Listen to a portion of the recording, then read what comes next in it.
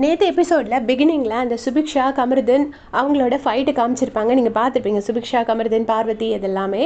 அதில் வந்து கமருதன் வந்து ஒரு விஷயம் நல்லதாக சொல்லியிருப்பார். என்ன சொல்லியிருப்பார் அப்படின்னு பார்த்தீங்கன்னா, இந்த மாதிரி பொதுவாக பெண்களுக்கு இங்கே சேஃப்டி இல்லை அப்படின்னு சொல்லியிருப்பாங்க.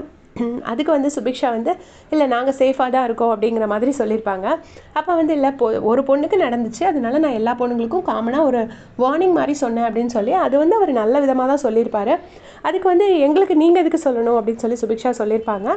ஒரு கோ கண்டஸ்டண்ட்டாக வந்து அவர் வந்து சரி எல்லா பொண்ணுங்களும் சேஃபாக இருக்கணுங்கிற மாதிரி சொல்லியிருப்பார். ஏன்னா பார்வதியோட கன்சென்ட் இல்லாமல் போய் திவாகர் ஒரு மேலே சாயறதோ தொடுறதோ இந்த மாதிரி பண்ணிகிட்டே இருக்கிறாரு.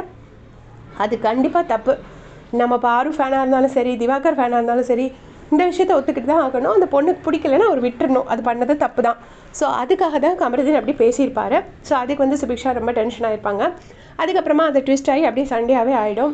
உடனே வந்துட்டு பார்வதியும் வந்து இன்வால்வ் ஆகிருப்பாங்க. பார்வதி கமருதீன் 2 பேர் சேர்ந்து சுபிக்ஷா கிட்ட பேசியிருப்பாங்க.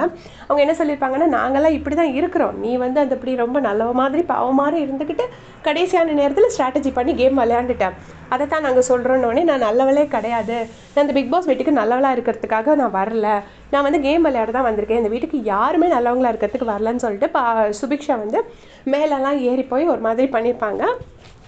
அந்த இடத்துல ஒரு பெரிய கலவரம் நடந்திருக்கும். அது முடிஞ்சதுக்கப்புறமா வெளியே வந்ததுக்கப்புறமா விக்ரம் வந்து சொல்லுவார், நீ வந்து ரொம்ப டென்ஷன் ஆகாத, நீ வந்து இது பண்ண அவங்க ட்ரிகர் ஆகாத அப்படின்னு சொல்லுவார். ஏன்னா விக்ரமுக்கு வந்து ஓரளவுக்கு சோஷியல் மீடியாவில் ரொம்ப இருந்தனால நல்ல விஷயம் தெரியுது. ஏன்னா ட்ரிகர் ஆக பார்வதிக்கும் கமருதனுக்கும் மைலேஜ் ஜாஸ்தியாகும், அவங்களுக்கு ஃபேன்ஸ் ஜாஸ்தியாகுங்கிறதுனால அவர் டென்ஷன் ஆகிட்டு இப்படி சொல்கிறாரு, நீ வந்து ரொம்ப ட்ரிகர் ஆகாத, நீ அமைதியாருன்னு. ஏன்னா சுபிக்ஷா ட்ரிகர் ஆக அது வந்து பார்வதி அண்ட் கமருதனுக்கு தான் அது ஓட்ஸாக மாறுங்கிறதுனால அவர் அப்படி சொல்கிறாரு. அந்த இன்சிடென்ட் பற்றி உங்களோட கருத்து என்னன்னு மறக்காமல் கமெண்ட்ஸில் சொல்லிட்டு போங்க. தேங்க்ஸ் ஃபார் வாட்சிங்.